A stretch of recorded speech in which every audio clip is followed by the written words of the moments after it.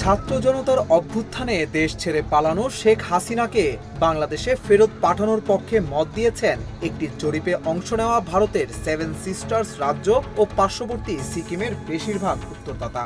এসব রাজ্যের 55% উত্তরদাতা মনে করেন বাংলাদেশের সঙ্গে সম্পর্ক উন্নয়নে শেখ হাসিনাকে ফেরত পাঠানো উচিত। আর গোটা ভারতের মতামত জরিপে 21.1% উত্তরদাতারও একই মত। এছাড়া শেখ হাসিনাকে বাংলাদেশের বদলে তৃতীয় কোনো দেশে পাঠানোর পক্ষে দক্ষিণ পূর্ব ভারতের 8 রাজ্যের 16% এবং পুরো ভারতের 29.1% উত্তরদাতা।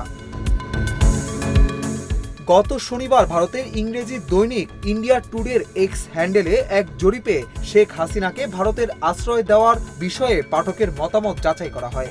তাকে ভারতে আশ্রয় দেওয়ার সিদ্ধান্ত সঠিক ছিল কিনা এমন প্রশ্নে উত্তর পূর্ব ভারতের 23% এবং পুরো দেশের 37.6% বাসিন্দা সমর্থন দিয়েছেন। তারা মনে করেন ভারতের মিত্র হিসেবে এ আশ্রয় ঠিক ছিল। আবার অনেকে মত দেন যে শেখ হাসিনাকে এখন তার দেশে ফেরত পাঠানো উচিত। গত বছরের 5 আগস্ট ছাত্র জনতার নজিরবিহীন অভ্যুত্থানের মুখে দেশ ছেড়ে পালিয়ে গিয়ে ভারতে আশ্রয় নেন সাবেক প্রধানমন্ত্রী শেখ হাসিনা। ভারতীয় গণমাধ্যমগুলো বিভিন্ন সময় জানিয়েছে তিনি দিল্লিতে সুরক্ষিত স্থানে রয়েছেন। তবে ভারত সরকার তার অবস্থানের ব্যাপারে বিস্তারিত কোনো তথ্য দেয়নি।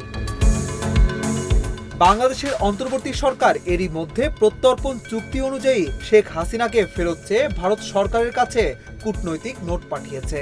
তবে ভারতের পক্ষ থেকে এখন পর্যন্ত কোনো সাড়া মেলেনি।